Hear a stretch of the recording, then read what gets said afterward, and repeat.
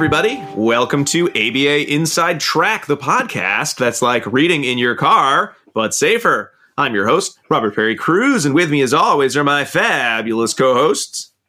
Well, what up, Rob? It's Jackie.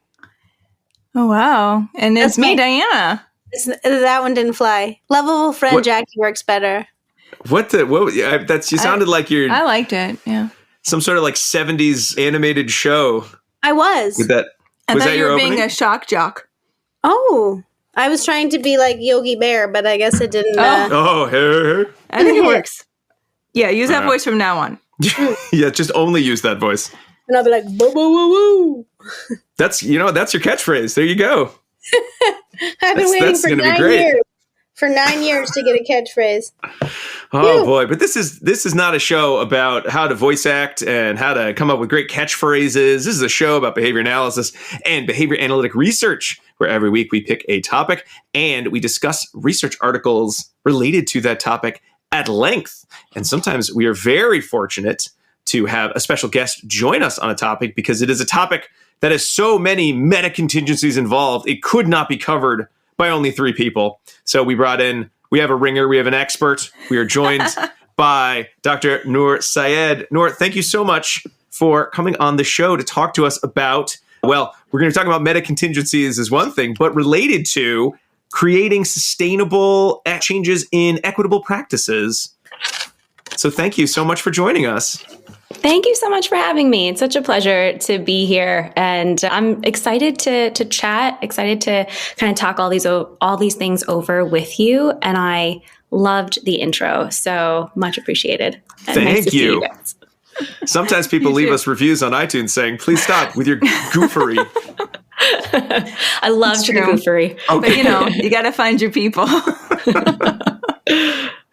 So today we're going to be discussing, like we talked a little bit about, we're going to be talking about creating systemic and sustainable changes related to equity, which is certainly a topic that, while change begins with you, is not so simple because change requires a lot of other actors. It requires change in broader environments. So we're thinking big picture. We're talking big picture change today, which is going to be very exciting. And it's going to get us to a lot of other terms that we're going to need to know and a lot of other steps that hopefully other individuals, if they're not already on that journey, might be able to get started themselves or working with their own groups in their professional milieu or environment. But before we do that, Noor, let's start by finding a little bit more about you. So how did you get interested in this topic? And certainly kind of what was your background that kind of has led you to be working in the field in general, and then specifically in this area? Thanks, Rob. Thanks, Dana. Thanks, Jackie. I appreciate you for having this topic on the podcast because it is such a big topic. It's something I am learning about with you. So I'm excited to dive into that together. But really the root of how I got involved in applied behavior analysis and working in the field of evidence-based practices is that I had a cousin who, at the time this was a diagnosis, was diagnosed with profound to severe mental retardation. And he was born in the country where my dad's from, or we're from, Pakistan. And that's a place where at the time it was a really small kind of town. And at that time, there were very little resources for individuals with developmental disabilities, including my cousin. My aunt and uncle, his parents, brought him to the States to try to find resources and supports for him. And English, not being their first language, it was difficult to navigate the system, particularly in the culture that we identify from. At that time, in that place, questioning authority was just not really something that you did.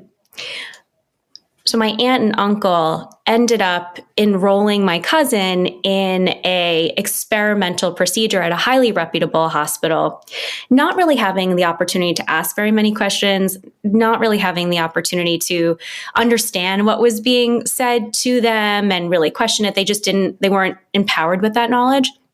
And so the experimental procedure didn't go well. went very poorly, unfortunately. And my cousin became a ward of the state and lost the skills that they had had.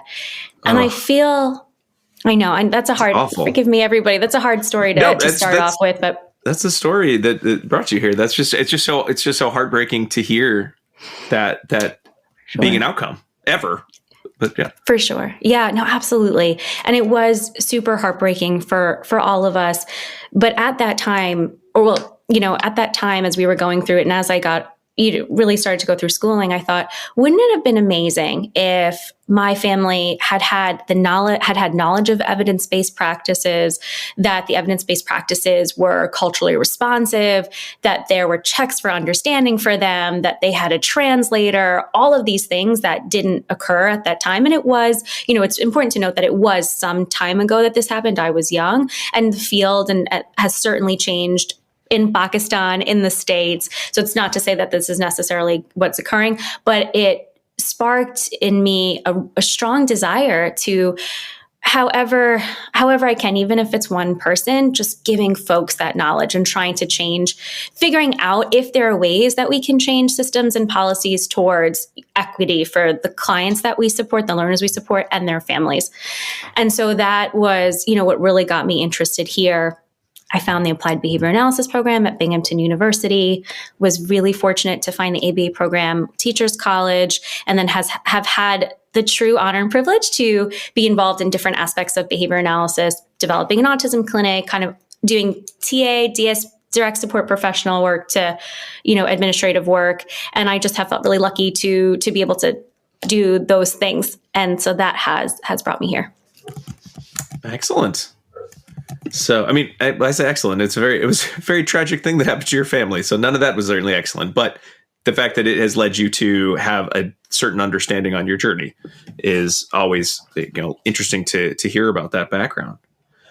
So, Noor, when we talk about equity and we talk about kind of, equitable practice, we're sort of going to be hitting a couple key components in the articles, and we'll mention what articles and a book chapter that we read and we'll be discussing more at length.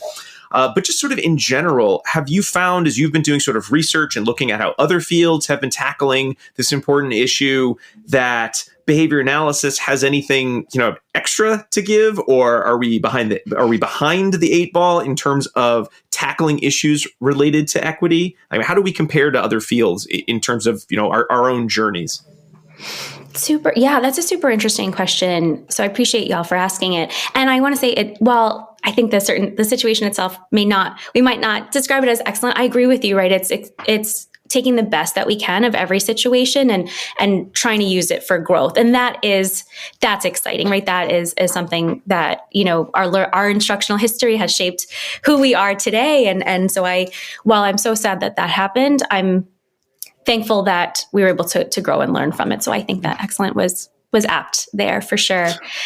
The question about our field is super fascinating. We are a younger field in general. We haven't had the history that fields like social work and the medical fields, broader psychology, education have had. And those are some of the fields I found that are diving or have dived really deeply into things like implicit biases and culturally responsive practice. And so they've had time to do that.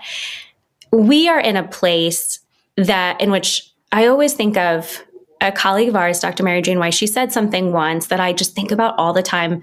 And Jackie, forgive me, you might have heard me say this before, but Mary Jane describes it as living through a phase change where we are right now in behavior analysis. And yes. I feel like that is so accurate. Mm-hmm. And we could really use this time to learn and to grow. Yeah. And so I feel like, we can look at the field and say, we want to be doing more, but we certainly are on our way to do that, I believe. So what I find interesting about some of the investigations in other fields, and this is certainly not, I don't want to overgeneralize, so I'm only speaking to a subsect of literature. I think it's always important to engage in philosophic doubt, know what else is out there. But a lot of fields have learned from case studies and have learned from lived experiences. And absolutely, I recognize that a cornerstone of our field, and which is so exciting about our field, is that we have these experimental designs that have rigor, that are just give us more confidence in the findings that we are observing. But I think it's really critical that we are listening, that we are learning from lived experience, because what I think is really cool and unique about our field is that you've got incredible behavior analysts who are dynamic, such as yourselves, doing things like podcasts, making ABA much more accessible to folks who may have not had access to articles and access to things. And so we are, again, shaping for the future.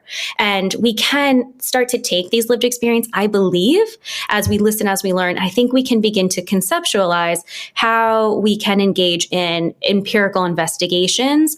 So single subject designs, group designs that might be able to lead us to understanding how equitable systems are developed, and to do that in a way that has empirical rigor. And something I just want to add is that I do feel like our field has come a long way. I know that we have such a ways to go. But what I find really fascinating, and I've just been sort of tracking the field over time and looking at our equity initiatives, particularly after George Floyd, Breonna Taylor, Ahmaud Arbery, and others were murdered. So looking at that over time, and we see that a lot of, at least in the United States, a lot of the licensure laws are linked to accreditation, and they're linked to the Behavior Analyst Certification Board and so on.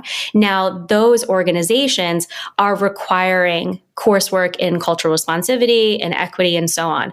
So in a couple of years, we are actually going to be in a place where, under law, behavior analysts have to have coursework in those areas. And that is phenomenal. Mm-hmm. And again, I know we want to do more, and I'm so with that. But if we really look over time, I think we're seeing progress, right? So very much a shaping procedure. Okay. Do you ever wake up and feel like me and say, it would be great if I were at the other end when we did all the work and it's all great now? I don't know. Maybe that's just me. That's not how progress works. When I was younger, I felt like I really wanted to be a part of progress. And now that I'm older, I'm like, it'd be great to be at the receiving end of progress, where like all the awesome people did all the hard work, and then I'll just benefit from it. That's fun too, right? No? No, I was just, the phrase like, those who don't know history are doomed to repeat it, mm-hmm. right? I think that the idea of progress ever being done hits head on into that idea, because if you ever become complacent in your sense of how far you've come, then you will be back at the beginning in some ways. So you always have to be mindful and on top of the fact that there's continued learning that should be occurring. And to Noor's point, we are always undertaking teaching new BCBAs in our field, and the turnover process is kind of quick to get people up and running. So it's critical that this is happening as part of their university training, mm-hmm. that we're incorporating responsive practices and understanding of cultural experiences for the clients and for the BCBAs themselves too. So as much as that can happen as people are coming on board versus us attempting to work backwards and incorporating, later continuing ed experiences, I think will ultimately benefit our field and help it to grow long term. Well, I know we have an article that we'll be discussing soon, and there was a nice set of steps. And even though the last step was like repeat steps 1 through 7 forever and ever and keep improving, it still is nice to know that, you get a checklist. Sometimes that makes it a little more manageable, I think, when we're talking about big issues like how do we create, equitable systems for everyone forever? Like that's a lot, it's exciting to do, but woof. But we know there's 8 steps, I think. I haven't read that article in a while, Noor, so maybe I missed some of the points of that article. Well, we'll talk about it. What articles are we going to be talking about, Diana? I can tell you about that if you'd like to know. I've been getting really bad at remembering that we have articles that we're talking about and sort of assume everyone knows what we're talking about. I thought you were trying something new where you just like weave it in later. I was thinking the same thing. No, I think that just makes it impossible for what are they talking about now? Like what? I thought they were articles. Okay, next time I'll elbow you if you leave it out. But I just did it. You don't need to elbow me. For today, Noor has provided us with 3 articles that will inform our discussion, and they include Toward Consistent Terminology and a Behaviorist Approach to Cultural Analysis. That's by Glenn Malott, Andriy, Benvenuti, Humanfar, Sandaker, Todorov, Torino, and Abreu Vasconcelos. And that was published in Behavior and Social Issues 2016. Also, Initiatives to Address Diversity, Equity, and Inclusion within a Higher Education ABA Department by Hilton, Syed, Weiss, Tereshko, Maria, Marshall, Gadzunas, Russell, and Driscoll. And that was published also in Behavior and Social Issues 2021. 21, yes, sorry. And finally, a book chapter, Equity, Diversity, Inclusion, and Accessibility in Research. And that was by Syed, Mellon, and Christensen. And the book is titled Research Ethics in Behavior Analysis, hot off the presses, 2023. Oof. All right. I love when we get a chapter. I love having a chapter. It's a great chapter, too. Feels like it takes me back to grad school. Like, ooh, a Xerox chapter of something. Oh, I don't have to buy the whole book. It's great. We'll put it up on the, what are those things called? Microfiche? You know. Yeah. Yes. Microfiche. I remember microfiche very well. Like at the local library when it's like, I've got to investigate this 100-year-old murder. That's how we did graph presentations, was the microfiche. That was 100% my graduate training. Mine too. I printed so it listeners, off. we are all 90 years old, apparently. Who knew? We could play younger in a movie version of the podcast. You had to go to the library, find the book on the shelf, and then pay 10 cents to copy each page of the book. Wow. If you then wanted to read it outside of the library. Oh boy. Yeah. It was the only way to find out who was haunting the library, so. Okay. Your friends, they didn't know where you were. You could be anywhere because there was no cell phone. No, that's right. You had a tin can on string, that was it. Yeah. You had to leave a note. Wow, how times have changed. Anyway, Noor, if it's okay, can we start by talking about let's just cancel. We're gonna start again. No, I'd love to start with getting some of the terms in place because there are a couple terms that we're going to be using sort of throughout the discussion, where you'll be using them very well. I'll occasionally say them as if I know exactly what we're talking about because they're a little complicated. But let's start with the Glenn et al., which the gist of it was, I loved the beginning of this. I don't think I've read an article that started as much with, like, me and my buds got together and we thought, let's just lay out, what does it mean to, what do cultural behaviors even mean, man? And let's define these terms. It must have been the rockinest weekend. There were some big thinkers on that article. And they were just some heavy hitters for sure. You ever thought about a basketball team? What are the interlocking behavioral contingencies at play? Is it winning? Is it the playbook? What's happening there? So if we could start sort of there and maybe talk about some of those kind of key terms, when you're, say, introducing someone to the idea of sustainable, equitable change, which of these terms are you have to know these terms and you may not have heard them before? Thanks, everybody. And I agree. I feel like this is the who's who, this is the all-star team of behavior analysis in this article. And it's a fascinating one. And I just want to share with, folks that are listening that please, if you decide to go through this article, as you do, I can only speak for myself here. I continue to have to read this article multiple times. It's one of those things where I'll read it and I think I've got it, and then I read it again and I think, now I feel like I've gotten something new. And maybe it's that process that's really, the thing that is valuable here. Because it sounds like, not wanting to speak on behalf of these incredible folks, but I read kind of those first few paragraphs and I thought, it sounds like they got together and behavior analysts do, right? They identify a problem and they brainstorm solutions and they try to implement and then grow and iterate exactly like we do in behavior analysis, just with cultural shift. So please know that. And I'll just share here, if anybody wants to ever chat about this, I know I would learn from you. So please don't hesitate to reach out to me and just know that as you're going through.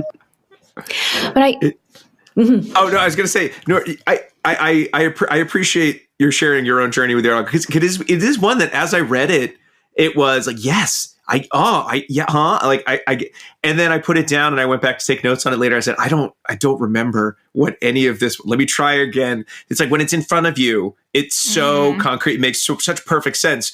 And then when you stop, if you're not thinking about it, it's like, oh no, it's a little too complicated, but it is very readable. I don't mean to make it sound like, folks, run away, it's run screaming, this one's too scary. But it is talking about some really big issues related to how societal behaviors develop that are very different than a single subject. There's a reinforcement, direct contingencies, and that's all you need to know.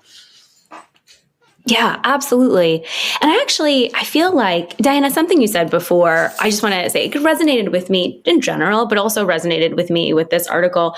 And please forgive me if, please correct me if I misinterpreted something that you said earlier, but it's very much taking away from what these authors talk about in terms of cultural shift. And we'll get into that in a second, but it really is a continuous shaping process, right? It really is sort of defining how culture can shift over time. And because culture does shift over time, you constantly have to reevaluate that and constantly need to be thinking about what are the differences. And one of the ways when I first started reading this, what came to mind are verbal communities.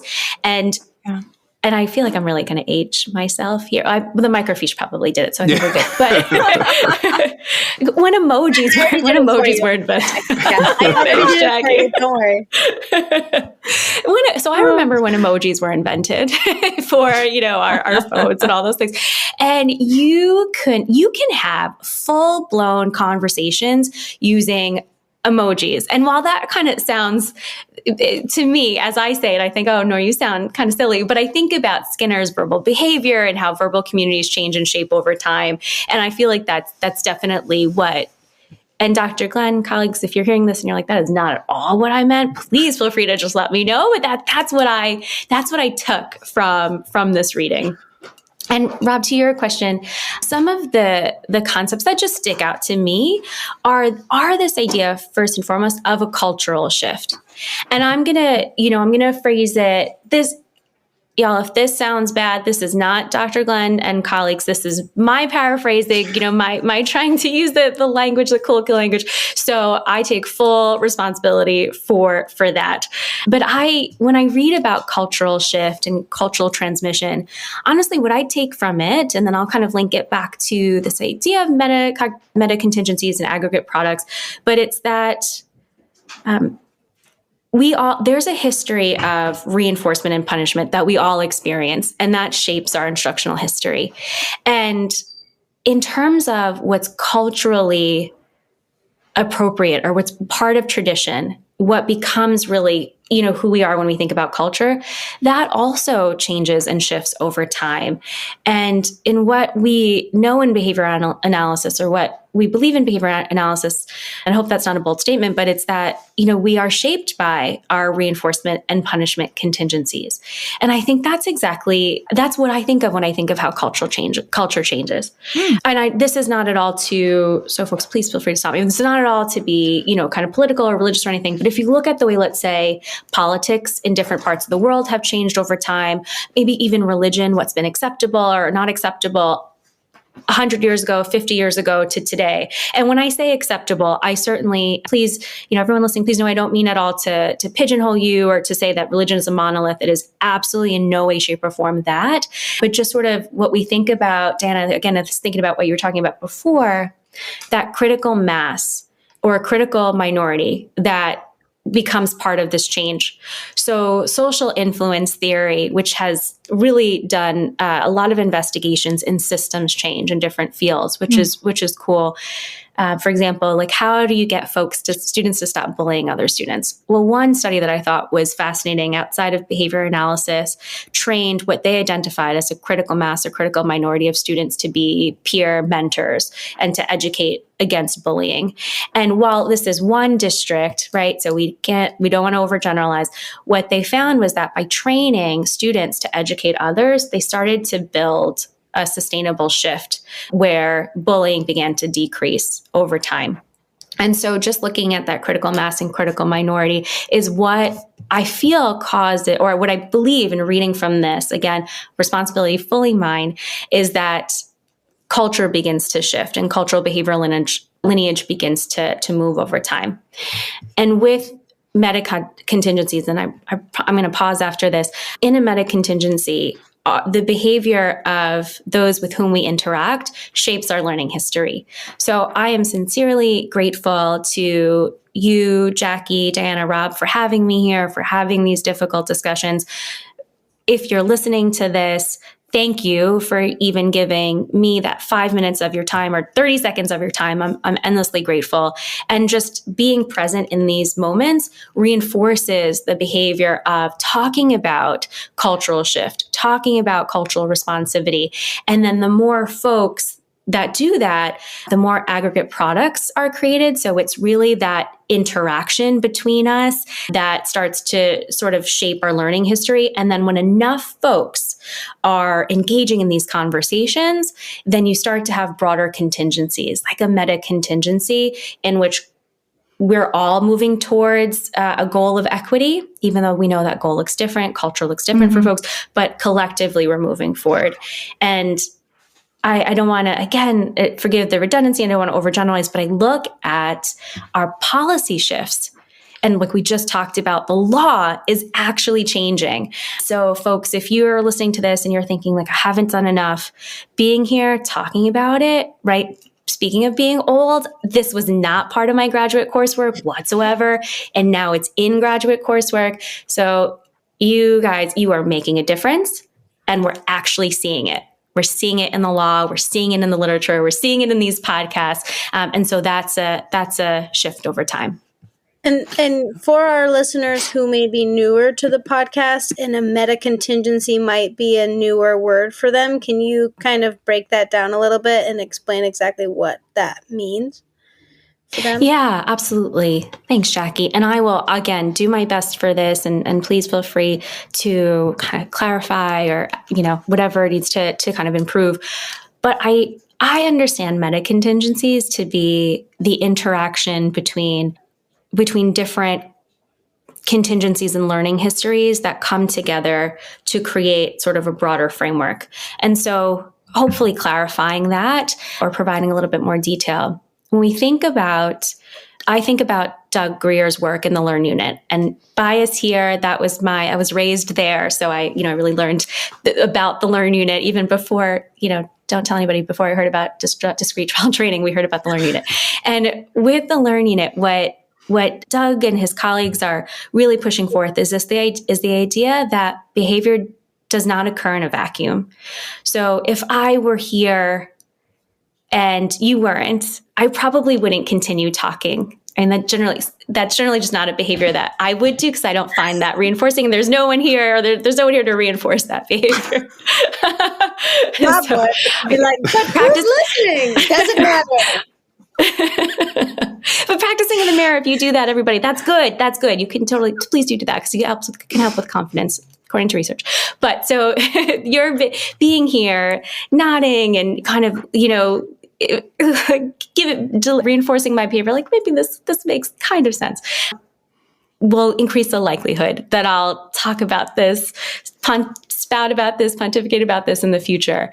And then maybe one person who's listening just has the occasion, the motivating operations are in place and they might say, hey, I heard about this term meta contingency in relation to cultural shift. And I wonder how that plays with equity. And then now more folks are talking about it. And so with that Learn Unit, it's the idea that, your behavior or you being here functions as an antecedent to me to talk about this. Your questions function as antecedent. Our verbal episode functions as antecedents for others to maybe talk about it. And then it creates a contingency where multiple folks are talking about something. And that putting it all together, right? So not just a single learning or a single instructional trial, putting it all together, more folks are talking about things like equity. And that creates a broader meta contingency. Now we're all talking about it. And so now it's present in our environment. And if we get a critical mass to talk about it, then we start to see a cultural shift. And so that is my best understanding of a meta contingency. And I welcome always that academic or that dialogue, I love that idea of just kind of challenging each other to think more, think better. And I'd love to hear from all of you, if you feel differently, or if you have other ideas. I think that's fascinating. And so that's sort of where I have understood meta contingencies to land in terms of this discussion. Do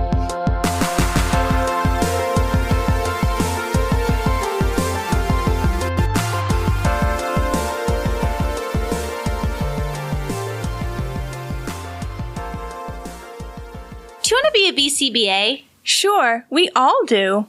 Now you can come to Regis College in Weston, Mass. to get your graduate degree. Choose from any one of these courses. Masters of Science in Applied Behavior Analysis. Masters of Science in Special Education. Dual degree in Special Ed and ABA. Or be eligible for your postmaster's certificate. You can complete your degree and be ready to sit for the exam in 2 years. And our 2017 grads had a 100% pass rate on the BACB exam. Come enjoy practicum placement support, ethics mini handbooks, PhD-level professors, small class sizes, and a service trip to Iceland. If interested, don't delay. Supplies are limited. Learn more at regiscollege.edu. Again, that's www.regiscollege.edu, regiscollege.edu. One more time, www.regiscollege.edu. See you there!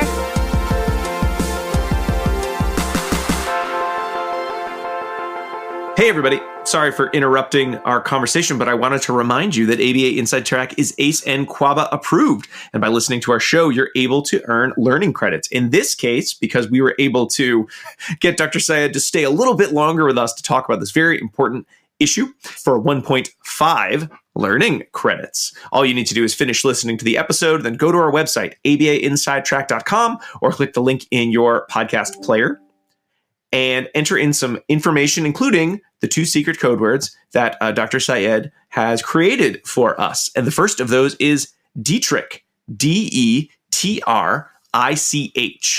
much like the late Ronnie Dietrich.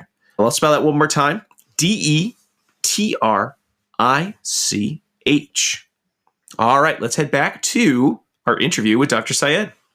I think in the context of this conversation, too, I would just say we should not discount the audience of 1, 2, right? So for some folks, and I include myself in that group, it can be a challenge to get all the vocab right here, right? And kind of like get a grasp on the different terms that you might want to use with respect to talking about cultural responsiveness or cultural contingencies. And if, I've done like so much reading in this area, and then sometimes still when you're like, oh no, now it's my turn to speak. And you want to really have all of the different terminology at strength, right? So I spend a lot of time just like talking to myself, honestly, and like thinking about these topics and kind of practicing like talking out loud with all of this language that we're acquiring. If it's something, again, like you said, I didn't learn any of this in school either. So we're all kind of being a little bit self-taught.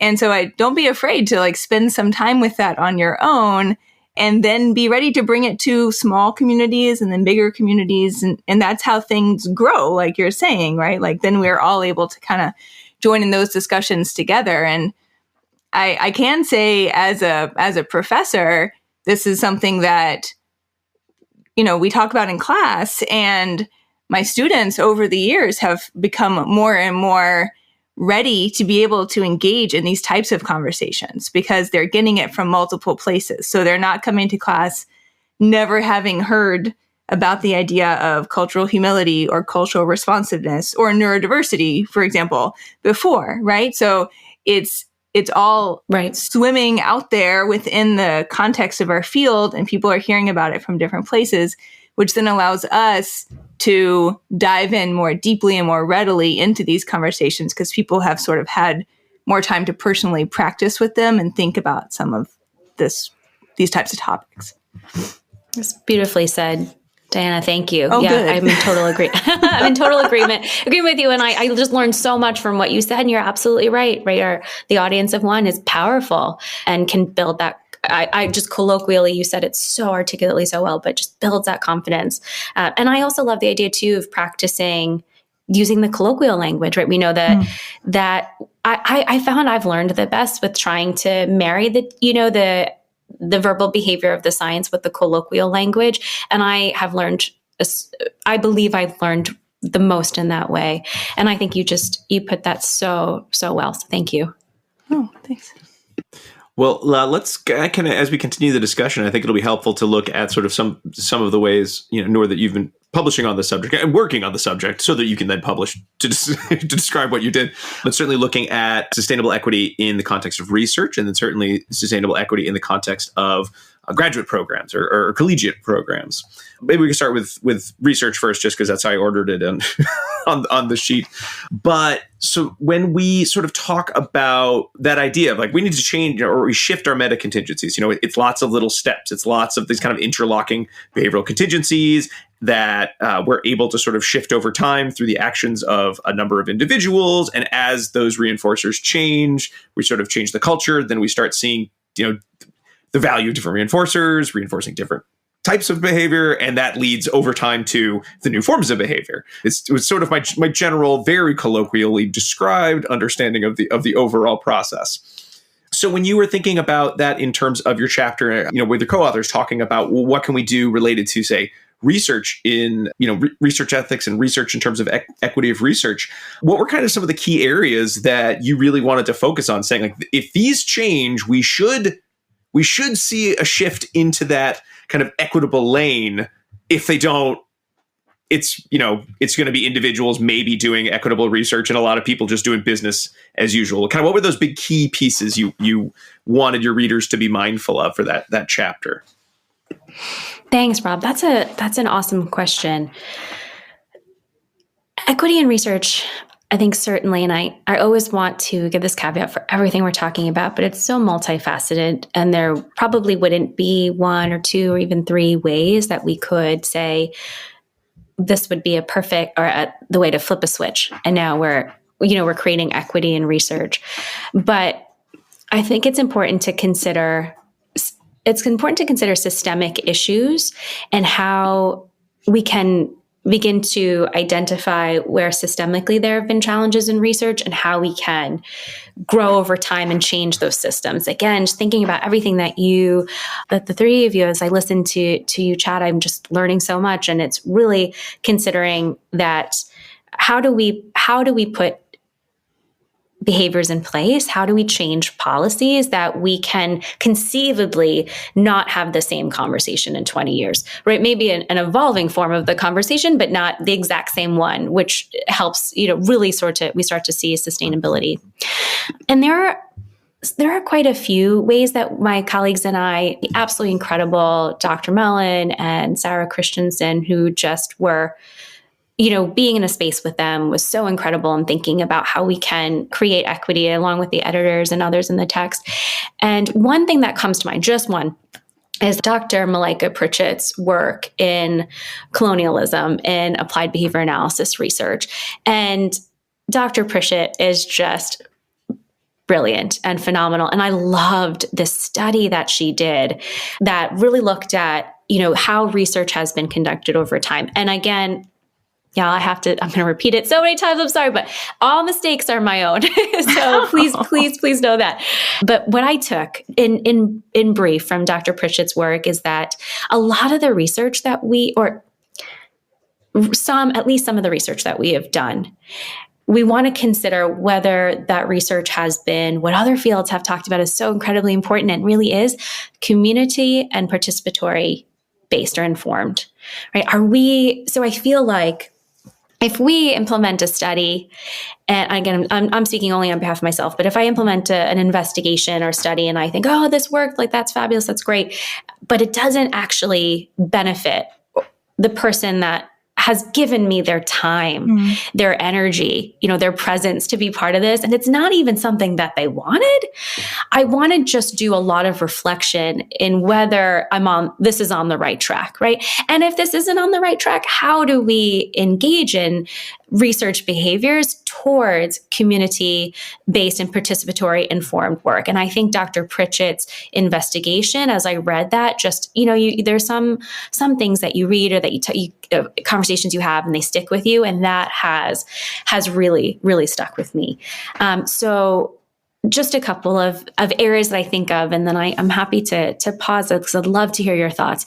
But one is how the research questions are formed and the research team that is created to, really sort of give life to this investigation and these questions. And we want to be careful we want to be always mindful of tokenism and being very thoughtful in our policies and our procedures. But is this something that is important to those we're serving? Is it something that's preferred, right? The social validity in place. And in the textbook that Connors and Compel published, Dr. Liz Hughes Fong and others had a chapter that I believe looked at social validity, and they tracked social validity and its reporting over time. And it was like fascinating to see that has gone up and down with a spike occurring more recently. So I think that that's one thing to really consider. Another area are, just being aware that the folks, I want to be so careful. I want to just share with your listeners, thank you for giving me this grace. My intention and the things that we're saying are good, I promise, but the impact I recognize doesn't always match the intention. So I want to proactively say, I'm so sorry if anything that is discussed, that I am discussing, resonates in a way that isn't great for you. So I do apologize for that. But I think that I want to be aware that historically, the folks who have been able to engage in research and even be part of research may not be representative of a diverse group of folks, because systemically, doctoral programs are hugely expensive. And you get to be more likely to go into certain programs where research is prevalent if you've had, families that have been in doctoral programs in colleges. And at least in the United States, there are policies, and I promise I'm going to stop before I get in the soapbox, but there are policies that have hindered everybody from having an equitable step into higher education. And therefore, when we look at the demographics of those who, not just in our field, right? Historically, those who have engaged in research, it doesn't always match the folks that we are trying to serve. And it's not always representative of everybody's voices. And even the folks with whom research is conducted, folks who are able to give their time, who can maybe be at a certain place at a certain time, right? They have the resources to give to research. And even, looking at, let's say, historically, some of the psychological research, they may have been done with college students. That's not atypical, let's say, for some large scale studies. And again, I absolutely recognize that, we don't want to overgeneralize. Every research study should be taken and analyzed on its own and then looked at within the context of research over time, right? That's, I think, how we grow as a science. But a lot of folks who have maybe participated in research may be, as Henrich and colleagues describe them, so it's another article that I'm happy to share, as quote unquote weird. So Western, educated, industrialized, rich, democratic. And that's not everybody. I'm a first generation. My mom and dad immigrated to the States, just trying to make their way through the world. So the fact that they had a daughter that, and two sons that got to college was just awesome. And I feel very, very privileged and very lucky to have a family that was really encouraging me to do that. But I might not have been represented in some of these areas. So those, I'm going to pause here, but those are just a couple of the systemic areas that I just would love folks to think about, because once we start thinking about it, research also suggests that it helps to mitigate future biases. When you stop, you pause, thinking about your behavior, you reflect some of that research and self-reflection, then we can start to make some changes. No, I'd love to talk a little bit more about the I don't know if they're not hidden exactly, but perhaps they have been in the past, the weird related biases. So certainly looking at creating equity in research, it seems like even more of a struggle when so much of what we are now trying to base, or we're continuing to base so much knowledge on, is the knowledge that has been generated through the use of non-equitable or inequitable tools throughout throughout histories, even recent history. Are there sort of other kind of historically kind of weird biases that you've seen more at play, or as you've delved more into the research that you have felt needed to be pointed out more? Because certainly for me, I'm very used to, well, it was in a scientific journal, ergo it's good and helpful and there's no need to question it. We're just going to move on. And that's something that I came to much later in life, this idea that, oh, wait, all these tests that I do really well on as a member of the majority culture and everything, those are biased? What? I just thought I was really great. So where are the ones that you're just seeing the maybe more hidden bias, or more we need to be more skeptical potentially of? Thanks, Rob. That is such a great question, and very much a thought-provoking one. And it's that question I'm going to just say for a second. I'd love all of us here and all of us listening to really think about, because I feel like that question challenges me in such a great way. So I appreciate it. And I will just respectfully disagree, although I don't want to invalidate your feelings. I feel like y'all are I love the work that you do at the podcast. I feel like you're so cutting edge. I feel like you're always questioning, always kind of pushing your listeners to think more.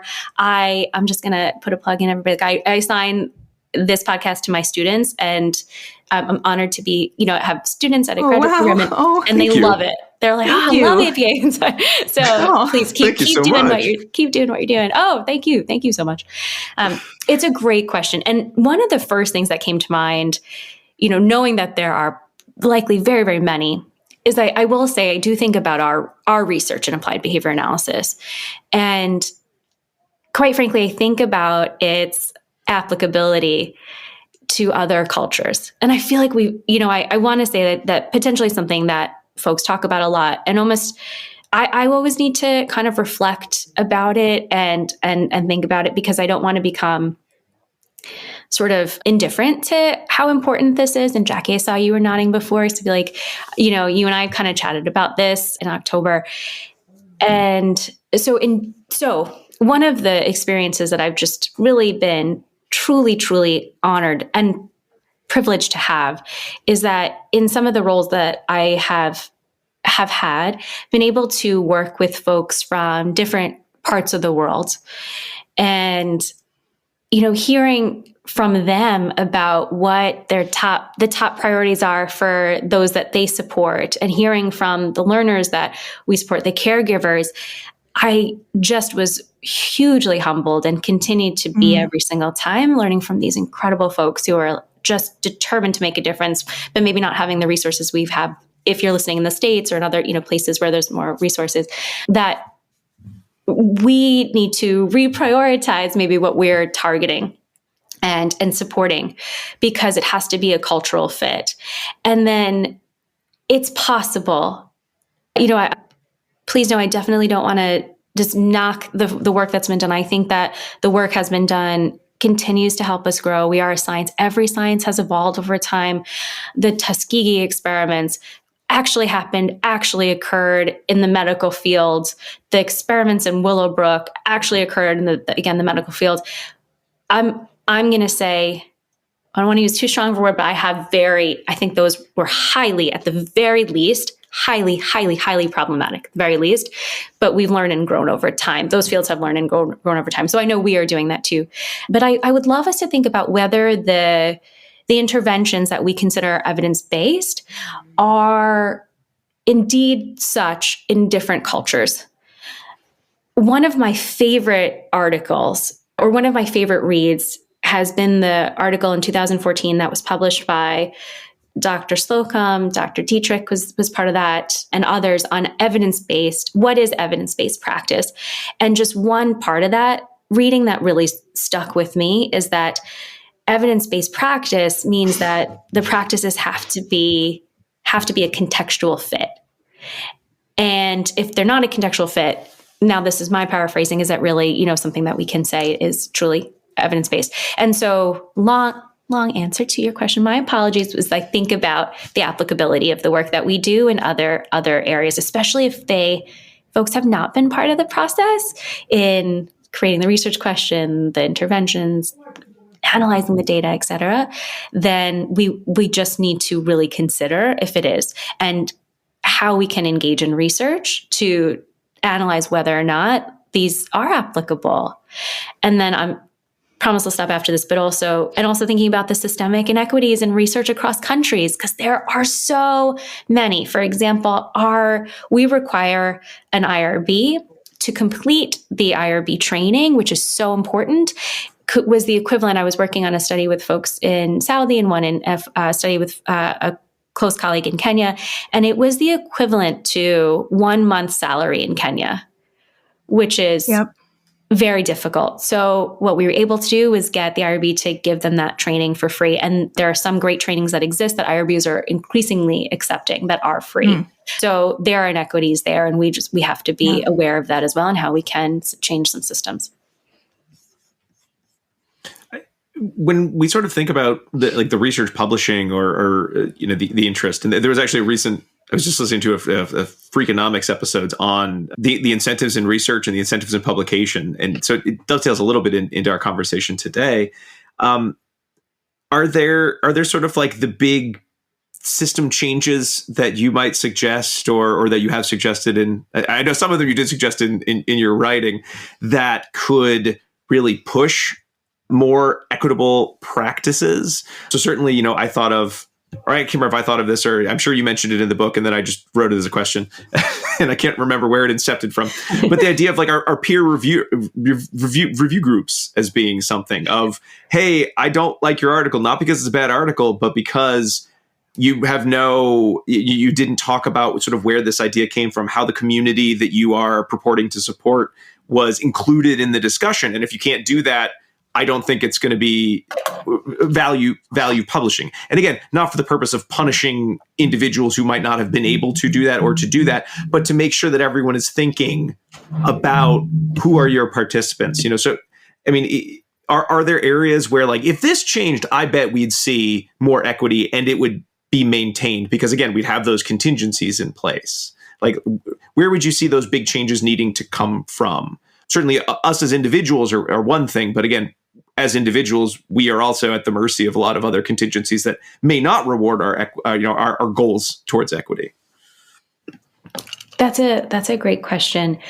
And again, I feel like it would be difficult to have, not at all implying that this is what you were suggesting, but difficult to have kind of that one thing that would make, just that one or two things that would make a change, because I was hoping there'd just be one thing, Noor. We could just be done with it all. But okay, you're right. It's complicated. I hear you.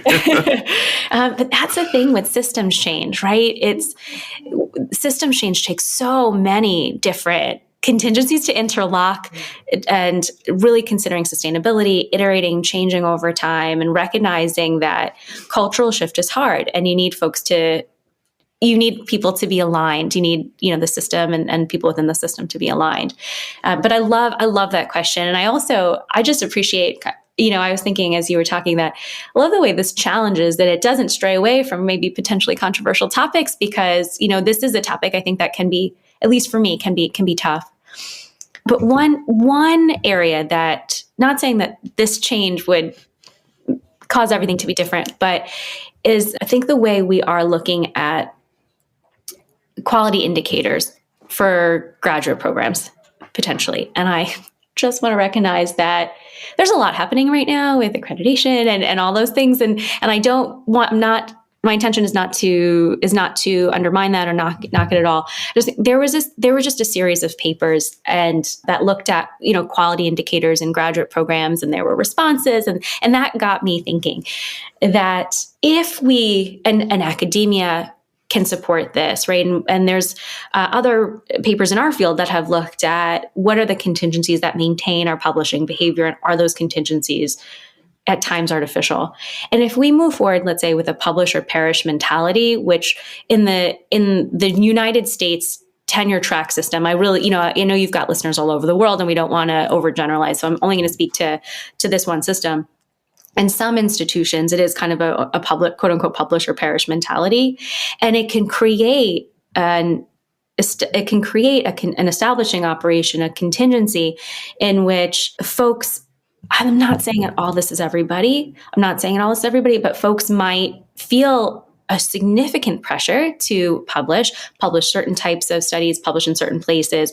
And it may not lend itself to a more thoughtful investigation, which could potentially take more time.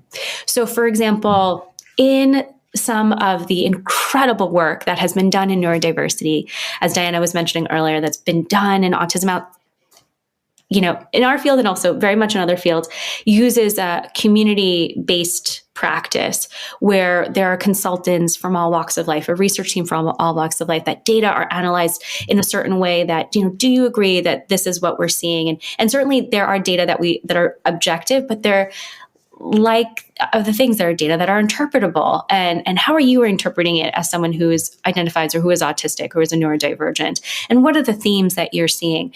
And that process by nature can take a longer time. Not always, but it can.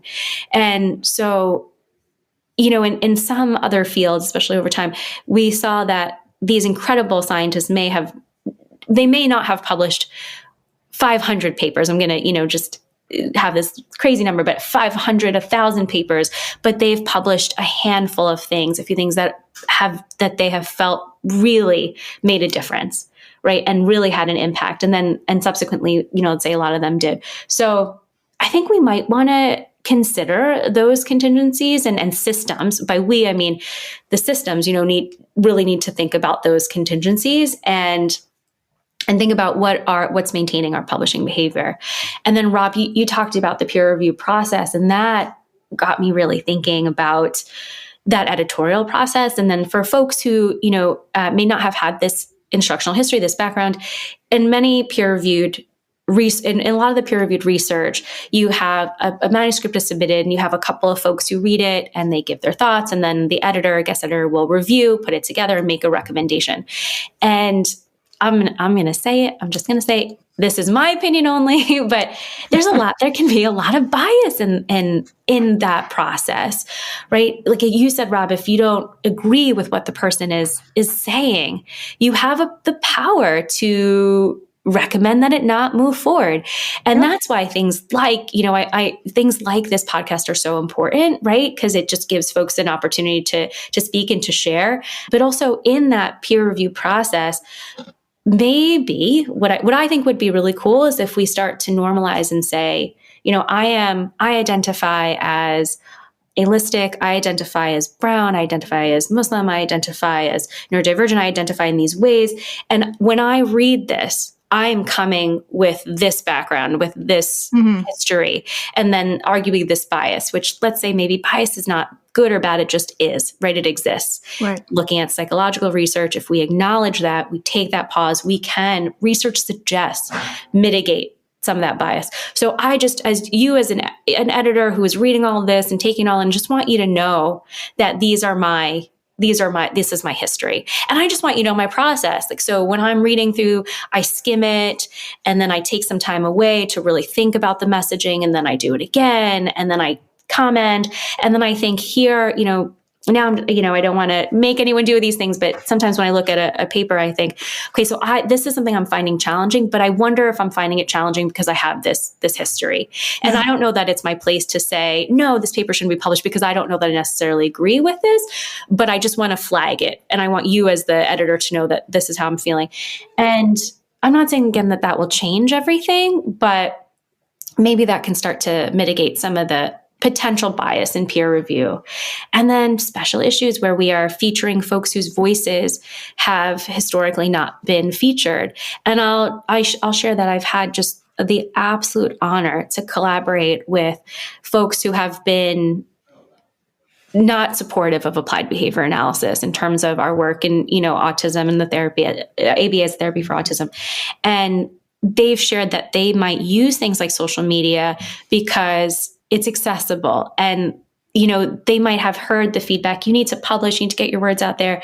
But they've said to me, and again, my experience only, everyone's experience is so different. I'm only speaking to mine. They shared with me that they found those spaces really difficult to navigate, that they don't have the same background to write scholarly work, that they have not had history in the manuscript process, that they also may feel an urgency to get their words out there, that, and we know that publication process can take some time. So I think those are just a few ways. And Rob, I hope I got to your question in a way that was okay, that we can start to make some changes in the system. Yeah. I definitely appreciated your response there, Noor. I think it allowed for, definitely a reflection on a lot of those central issues, a lot of the issues that are at play that are very rarely, as much as I would love it, I love when my questions are like, there's an answer, right? It's A or B or C. There are a lot of components that need to be in place. Who is engaged in some of this work, and certainly even as you were answering, I sort of was thinking,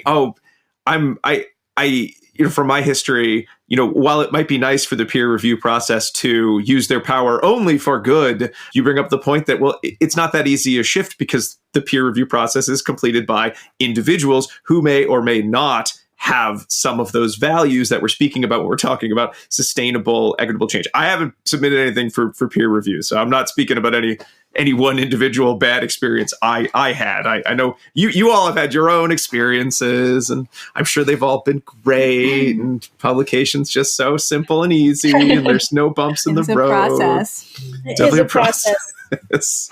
But I loved your point about, the authors adding in their own sort of social identifiers at the bottom. And you do see that occasionally, but we don't always see that in our field. And I'm hopeful, as you suggested, that we move forward with that. And not that it's, because sometimes you'll see it only on an article that is really focused on some aspect of, cultural responsivity or something like that.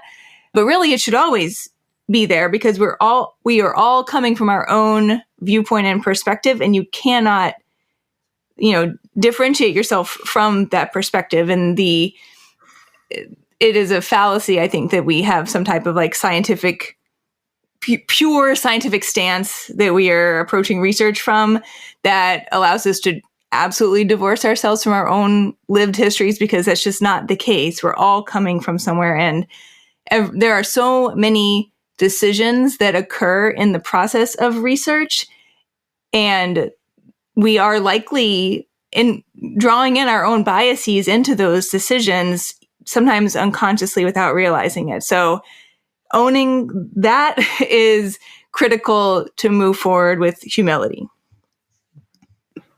I am bad at asking questions. I only make statements. I'm so sorry. Oh, I love your statements so much. I mean, I'm sorry y'all can't see us. Well, maybe not. This is a Sunday afternoon, but I'm nodding emphatically, everybody. I think that, I totally agree with that, Diana. It's impossible. I believe it would be impossible for me to separate my instructional history from the work that I'm doing. I want to say that in this space, and I don't want to assume for anyone else, but I think that we want to be very aware of biases. And there are other fields in which that practice is more common. We're certainly not the first to, in the chapter, I think we do it. We're not the first to do that by any means. Want to give all that credit where it's due. Learning from other fields that have done work in cultural responsivity, it's not uncommon to see it. Yeah. As much as I thought we were totally going to hit every single answer for sustainable, equitable change, I know we're going to run out of time. So I want to make sure we move. We have all the answers. We have them all. We're not going to have time to say them all in the show. Unfortunately, too bad, because everyone would then know the answer. No, but I want to make sure we have some time to kind of keep almost narrowing the scope of, where we are sort of supporting sustainable, equitable change. And I'd love to end by talking about the Hilton et al. Study, because there's an example of, like I kind of said at the top of, well, here are ideas, and here's the big picture about meta contingencies and what would be needed, and some areas of practice and change.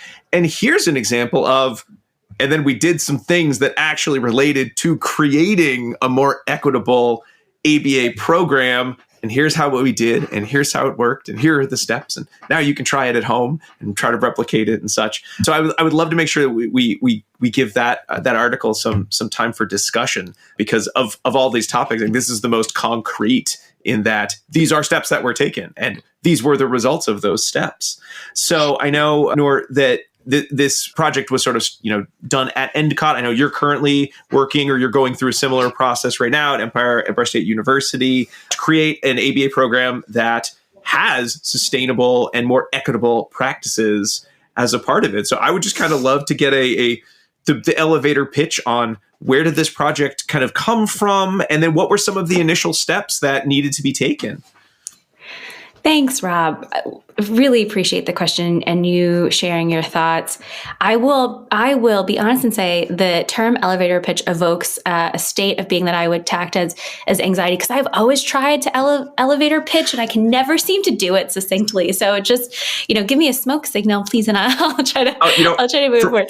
From my perspective and the way I like to talk about things, I assume every elevator pitch, it's like I'm going to the top of the Empire State Building. So you have plenty of time. I want to hear it. No, Rob, I'm not like a Hollywood executive elevator pitch, Yeah, Rob is walking real slow. He's taking like one step, looking at you, nodding for a little bit, and taking another step. What was that movie? It was an elf where he pushes all the buttons. Right. It looks like a Christmas tree. That's the elevator ride I'm taking. So you feel free. Doesn't need to, we got the whole ride ahead of us. So I'm. Oh, I love that. Now that's going to be what I will think of. I'm going to age myself for the third time today. But you know what that reminded me of? This movie Sleepless in Seattle with Tom Hanks and Meg Ryan. That was back in the day, and we're just going up and down to the Empire State Building, just enjoying the ride. See, I thought you were going to say, I remember the old kinetoscope films I would watch back in the that I Love Lucy episode. I'm purposely doing it. I don't actually do. What were those machines? You put the picture of the guy riding a bike and spinning around. Back when I was a kid and we'd watch the guy riding a bike spinning thing. Is that not a kinetoscope? Maybe that is the kinetoscope. I'm not sure. Maybe I'm not that old. Hooray. Yes. Write in. If you know what that is. Yeah, please write in. I think we should add that as a link in the show notes. So I want to just shout out the incredible folks at Endicott College who are doing this work, doing it, and some of us being here, today, doing this work and continuously, just full circle back to one of the initial conversations that we had today was talking about how this work is continuous. And I think that the Endicott College program has fully embraced that and is always working to make improvements and to shape their program towards equity. And I just find that phenomenal. I find them phenomenal. And I feel so lucky to be part of that Endicott College community. And really important to just shout those folks out and give that credit where it's due. But I would say, in brief, the Endicott College folks created an equity, diversity, inclusion, and belonging task force.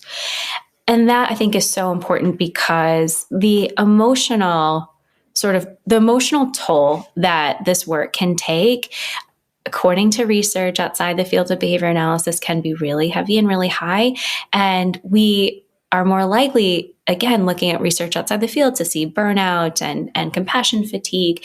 And so it's amazing that they've created this task force. And in that first inception of the group that was really working on equity initiatives, I think what became really important was this idea that we needed to hear from the students about how they are feeling in the program and how the program can change and improve to better serve their needs. And in the work that we've been privileged to do at Endicott, Empire State, and other organizations, is that we have really seen that bottom-up approach of hearing, really listening to the folks that we are trying to support is so integral in moving us forward towards a sustainable, equitable change. Because at the least you're getting, well, not the least, but you get buy-in, right? Because it's something that's not forced upon you or that doesn't represent what you believe in. It's something that you really feel strongly about. And so I love that the folks did that. And then the initiatives going back to what we were talking about before, are informed by the community, which is hugely, hugely important. And so they were able to kind of go through what we thought of as this multiple step process by engaging in that baseline assessment to identify what factors were going to be really important, and then creating goals for objectives for the program towards equity. And really just trying to summarize it in brief. So, forgive me for not having the space to do it full justice that I think it deserves, is that they were able to implement these initiatives, such as kind of a getting to know you form, right? Just tell me about yourself if you would like, and how I can support you in the course. Because what I think we were really working on there was a universal support, right? Without having to make a student say, Noor, I'm struggling with this, I need support, and having to go out of their way, which can be extra hard if you if their mental health challenges are occurring, if you are already in a state of overwhelm, already in a state that you would identify as anxiety, to then have to reach out and say, I need you to do this for me, sometimes it feels like it's asking so much. And by just embedding that universal support, like the getting to know you form, it gives the students an opportunity to share their needs so that the instructors can proactively support them. And that can truly go a long way in building equity, because it allows the folks who may have a harder time advocating for themselves, which includes but is absolutely not limited to neurodivergent students, that they have reported this being a challenge, students who may be historically underrepresented in higher education institutions have, according to research outside the field, identified this as being a challenge. And just by, a low response effort, zero cost way, so, having to speak the language of systems and administration, universal support that really builds towards equity. And that the team there has done that, which is fabulous. And they continue to do things that astound me, where they're constantly checking in with the students and making changes in real time. And they're hosting a free diversity, equity, and inclusion conference every year. And I want to recognize that everybody has the resources for that. And so that puts us in a position of privilege that we can host that. I want to acknowledge that. But I want to thank Endicott College for using that position to make a conference accessible to folks. And not only do they host it for free, and again, I want to say not everybody can do this. Truly, truly no, right? Not everyone can do this. But they're in a position that they're able to do continuing education credits for free. And that is so cool, right? Because continuing education is a cost for folks. They do it virtually, so you can join from anywhere. If you have the tech, which I know not everybody has, but I think that they've created something that, to the best of their ability, is as inclusive as possible. And I just think that that's so exciting. And yes, I've been honored to be part of some of those conversations and some of those initiatives through the task force and in work that I'm able to do at Endicott College. And it's exciting. It's super exciting That's to awesome. see.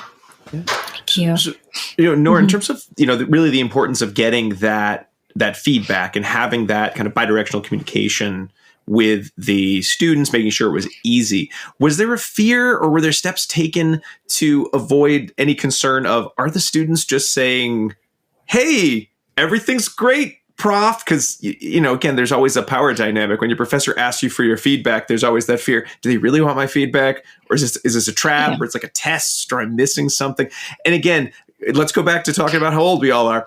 I know as I get older, that was something I was always afraid of when I was younger. I do feel like, it's a positive in a lot of ways. A lot of younger students, they seem much more willing to share their unvarnished opinions a lot sooner in a relationship, perhaps, than I ever did back in school. So maybe that's just an old fogey concern. But did the group have that concern that maybe they weren't going to get honest responses if they didn't phrase things correctly, or maybe come back to the topics or reflect on it in front of the students to see, like, I did read these, I do care, this isn't a trap?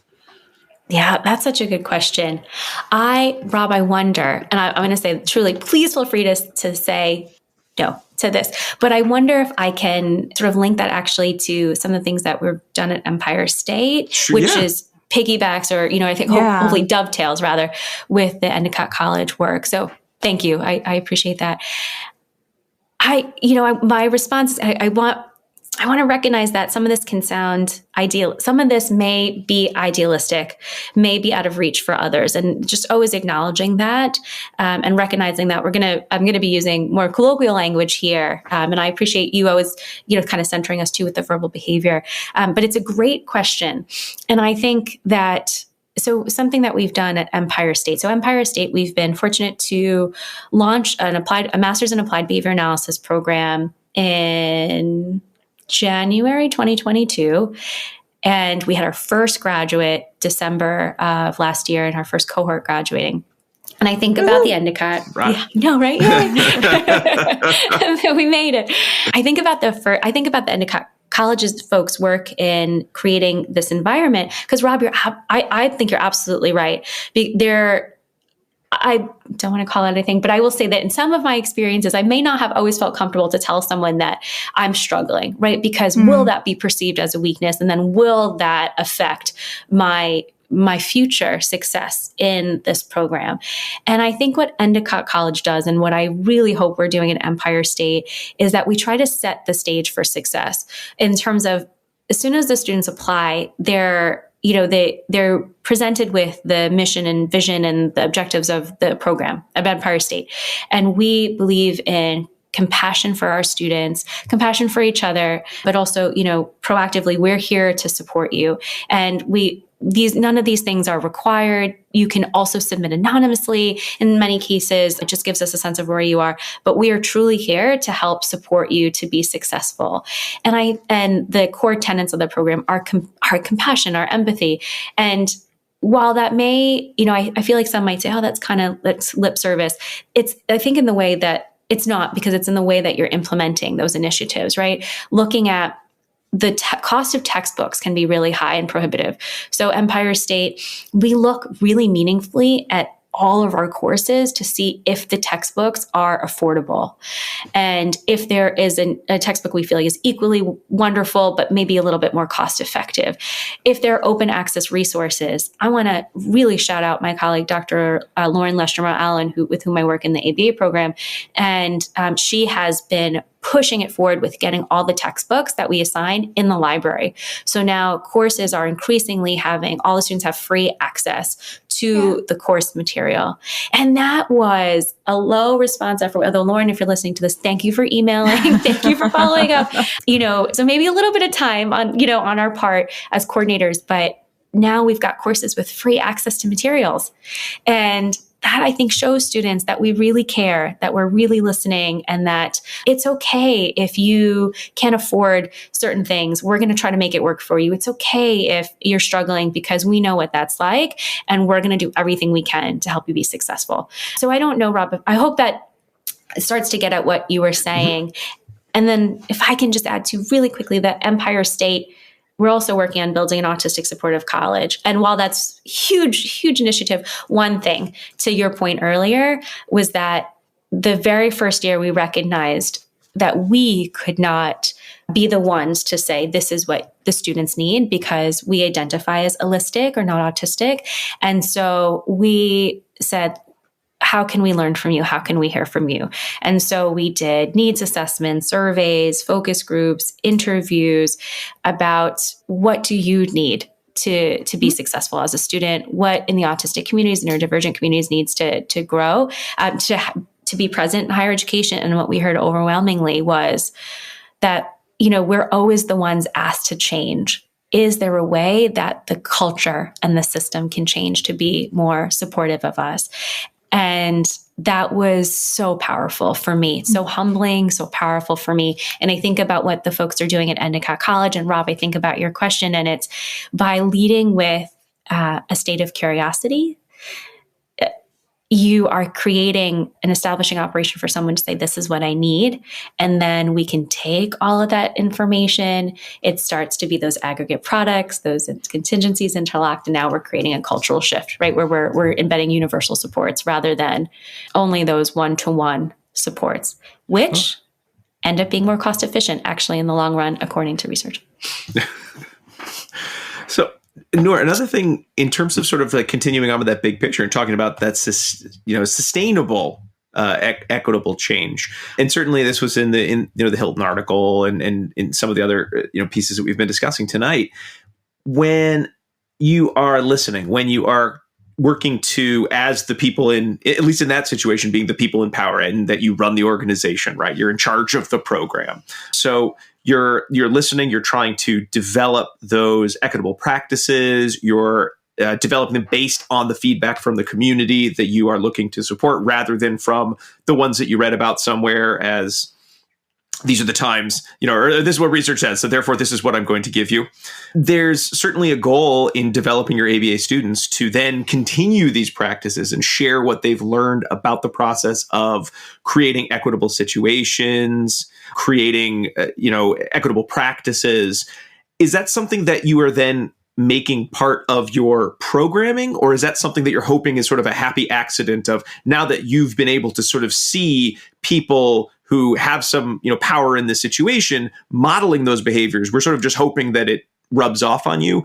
Or does it also become part of the curricular expectations or the curricular work in terms of, what speakers you're bringing in and what skills you are specifically teaching? Thanks, Rob. I appreciate that question very much. And I'm going to respond, and it might be I'm going to respond in a way that might be representative of my hopes of what we're doing, and acknowledging that it's continual and, there's always room for growth, as there should be. My sincere hope in the work that we're doing is that we're doing both, that we are using, as professors, we are in positions of privilege, and we all hold many identities, and those identities may include identities that have been historically marginalized and identities of privilege. It's kind of that amazing thing, right, about intersectionality. And in this space, we hold a position of privilege in that we have the ability to work with students. And so we try to the best of our ability, model that for students and, really sort of engage in behaviors that we hope will support, equity for the students thinking about equity. So for example, some of the topics that we include are controversial today. I'm happy to share openly that our students come into contact with both sides of very challenging situations, like the anti-applied behavior analysis controversy, the use of what one might identify as aversive or highly aversive procedures, and they're given information that is representative of varying viewpoints. And we say that every time, we say it at the beginning of the class, we say it each module, we say our goal is to help you as a student make informed decisions, because we believe that knowledge is empowering. That your professors might hold, your faculty, the instructors, your advisors might hold their opinions. Wherever you are, we are supportive of you, and we want to help you grow and develop over time. And we'll talk about all of these things, and your opinions are always welcome and respected. And we try to create a situation in which that occurs. And so we hope that we model it with the work with the Autistic Supportive College. We hope the same thing, that we are here to listen, we're here to learn, and we hope that allows other folks to feel the same. But then, simultaneously, our students in the ABA program, I do recognize that people land in different places with this, but it's important. We'll state for our values in the ABA program, who we've really, trying to be value aligned in our behaviors. Every time our students engage with learners, hypothetical or in actuality in practical courses and so on, they're always asked to consider and report out on social validity, informed consent and assent procedures, cultural responsivity, community-based and participatory informed practices, and that affirming practices, trauma-informed care. They're always asked to think about these things. And we recognize that we have the privilege to be able to create these materials for our students and these requirements, but that not everybody agrees. And we do share that with our students. So and then in terms of the Autistic Supportive College, we have been successful, thankfully, and actually embedding a required course on supporting neurodiverse students and universal supports for the entire faculty and staff at the university. That's and amazing. that we Thank you. Yeah, thank you. And then, peer-to-peer programs that support neurodiverse students and free trainings and these things that from hearing from, autistic folks, we have incredible, all flowers to them. They've openly showed they're autistic, and I'm so thankful for them. And they are part of our advisory teams. They are our students, they are alumni. They are my dear friends and colleagues. I'm honored to be in their spaces.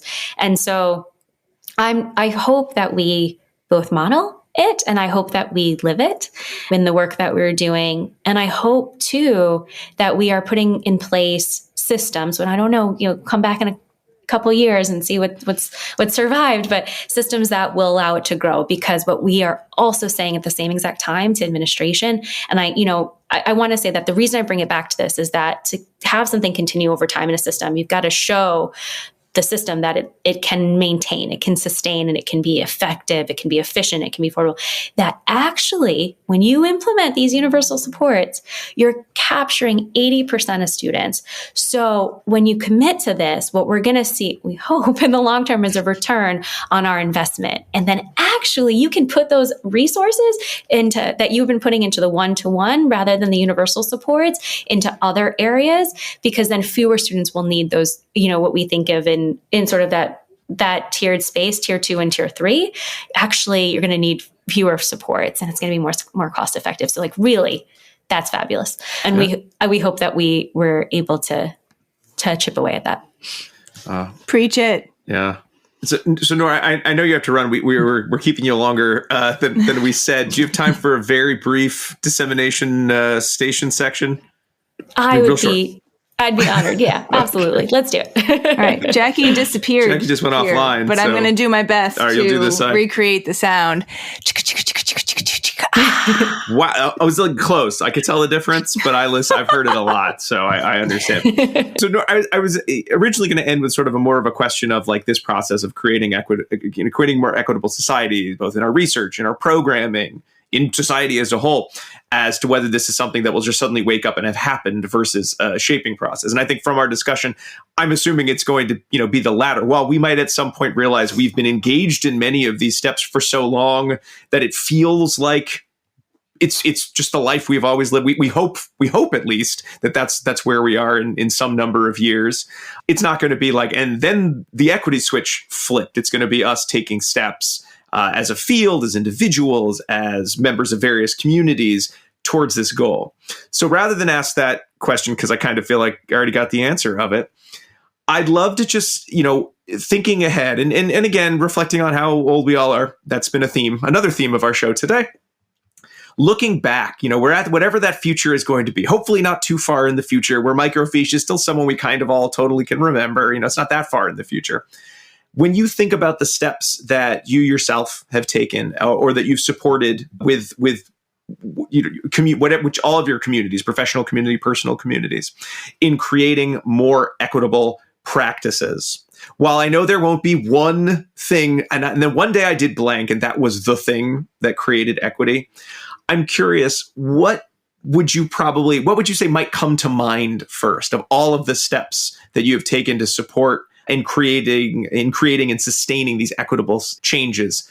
What do you think would be the first thing that comes to mind and I'm so glad I did X. What might it be of the many things that you have done, will continue to do? Thanks, Rob. The first thing that did come to mind was listening with an open mind and learning, because there's a story that I'll share briefly.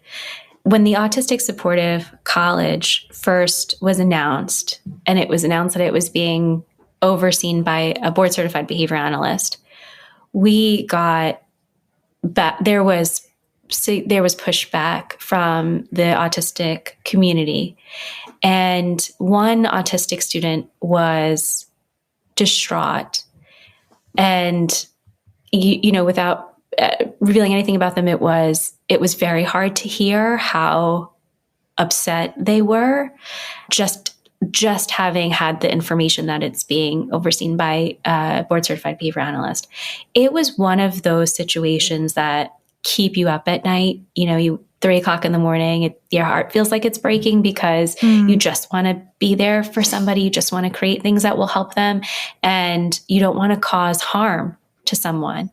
Yeah. And I really, really, I struggled with that. That was very difficult, and just emotionally, I struggled with it.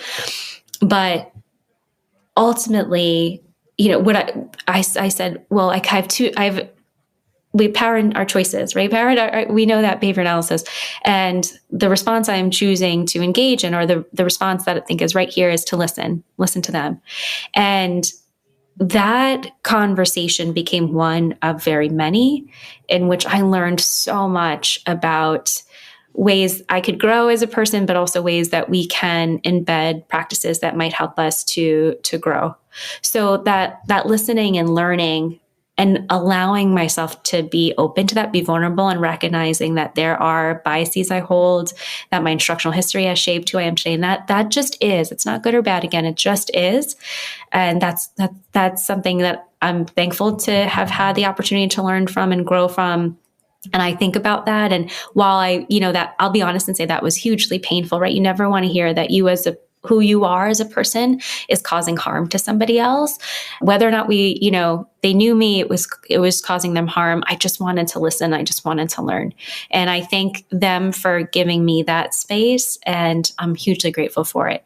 And if we listen and we learn, we can create systems that are community-based. And I know that I'm being repetitive with that, but I can't stress enough that has been probably the key to being able to implement practices that are sustainable, because it's something that the community is involved in, can get behind, and it's not one voice. What you said earlier, Rob, right? It's not one person, but if each of our individual voices come together collectively, create that critical mass, create that meta contingency, that bidirectionality, and now we're moving it forward. And that was one of the most valuable moments that I've had in this work so far. Wow. Noor, considering you said earlier you didn't really want to do an elevator pitch or something, I feel like that's like a textbook elevator pitch. Very clear. I love that, you had a relevant story to go along with it that really illuminated the whole thing. So just thank you so much for sharing that. What an excellent way for us to be wrapping up an episode. Thank you. Thank you all so much for having me today. It's been such a joy. I've really loved it. So thank you. Well, Dr. Noor Syed, thank you again for being on the show and talking to us, for giving up so much of your time to talk to us about this very, very important topic for our field, for society as a whole. If folks do want to reach out and contact you to learn more about some of the work that you've been doing in this area, to answer any questions related to the topics from this episode, is there a place that they can contact you? Absolutely. My email is Noor.Syed, Noor.Syed at SUNYempire.edu. I don't know if there's a way to share it, but if so, please feel free to do that. I would love to hear from you, and all of these things that we talk about. I'm so interested to know your thoughts, your opinions, to engage in that dialogue. I learn from every conversation that I have. So please feel free to reach out. Please email, and I would be just so delighted to chat. Thanks once again to Dr. Noor Syed for joining us on the program and for being willing to stay even longer to talk with us. It was very, very hard to get through everything. Certainly, we're talking about a big, big issue when we're talking about equitable practice. And we were so honored that she was able to free up some time in her schedule to continue that conversation. So we got even more time to discuss her research and this topic. So again, thank you, Dr. Syed. But before we totally wrap up our show, let's move to the very last segment, pairings. Diana, tell us about our pairings for this episode. All right, great. Yes, it's time for pairings. So in our section called pairings, I tell you about past episodes in our library that you might be interested in if you enjoyed this discussion today. So luckily for you and for us, we have touched on some topics related to this topic several times in the past. And I managed to list them this time around in numerical or temporal order, I guess I should say. So episodes that you might want to check out if you enjoyed this one would include episode 71, which was an ethics episode in which we discussed cultural competence with Dr. Solandi Forte. Episode 104, where Dr. Elizabeth Hughes Fong joined us to talk about culturally competent assessment. Episode 128, where we discussed diversity and inclusion with Adrian Bradley and Kat Jackson. Episode 135, where we talked about social justice with Aaron Donovan and Kristen Lancaster. Episode 190, where we talked about cultural humility and barriers in ABA with Dr. Nasia Srencioni-Ulazi. And finally, episode 214, where we discussed compassionate care with Doctors Mary Jane Weiss and Jessica Rohr. So please feel free to go back. You can find access to all of those on our website underneath the previous episode page. Or, pro tip, you can actually just Google these. That is easier. Just type in ABA Inside Track and then the episode that you want, either the number or one of the guests that's on the show or the topic, and it will pop up there pretty easily. In pairings, I also like to recommend a snack for you to enjoy with this episode or previous episodes. Sometimes they're thematically related to what we talked about, but today I actually just made it thematically related to our lives. So here's a behind the scenes. Before we came on to interview Dr. Syed today, it was actually the Pinewood Derby. Yep. So we did that already today. You thought we were great at talking about ABA. Well, you should see our woodsmanship. Right? So the Derby one is car, better than the other, I would say. Yeah, but everyone had fun, and that's all that really matters. And Jackie and I actually, Rob was in charge of the whole thing, and then Jackie and I were in charge of what was called the pit stop. So that was where you could go to get snacks. And we had a lot of different choices there, but two of them stuck out to me, and those are the two that I'm recommending as a snack today. They are a veggie dog and a lemon square. Yep. Good stuff. There's no bigger metaphor about No, those not two. today. I just wanted you to have a little window into our lives. Veggie dogs and lemon squares. No, we save those for those are the preview topics. They're like, what foods are we eating these days? Pairings. All right. Thank you so much, Diana. And thank you all so very much for listening. We'd really appreciate it if you liked the show. If you subscribed, left us a review on any of the places our show is featured, Apple Podcasts, Spotify, any of those places would be great. You can follow us on all the social medias as ABA Inside Track. You can certainly visit our website, abainsidetrack.com, to find those links to all of the previous episodes, as well as to purchase CEs. And if you're interested in even more ABA Inside Track content, you can join us or subscribe with us on Patreon. That's patreon.com/ABA Inside Track, where you're able to subscribe to get episodes a week ahead of time, to get access to our quarterly listener choice episodes. And if you subscribe at the premium $10 level, you can get access to our quarterly, or maybe seasonal is a more festive way to describe it, book club episodes, which are 2 hours long. All of those special episodes are voted on by patrons and come with CEs for listening to the episodes themselves. No additional charge, just as a thanks for joining us and supporting us there. If you join right now, you're going to gain access to all of the book clubs we've previously done, as well as access to our latest one, which is Acceptance and Commitment Therapy for Behavior Analysts, which we just discussed, just came out for our winter 2024 book club. Again, that's patreon.com/ABA Inside Track. Oh, well. And some final thanks. I certainly want to say thanks to Dr. Jim Carr for recording our intro and outro music, Kyle Sturry for our interstitial music, and Dan Thabit of the Podcast Doctors for his amazing editing work. And finally, that last secret code word is Azaroff. AZAROFF. Again, that's Azaroff. AZAROFF. As in Beth Solzer Azaroff. Yeah. We will be back next week with another fun-filled episode. But until then, keep responding. Bye. Bye.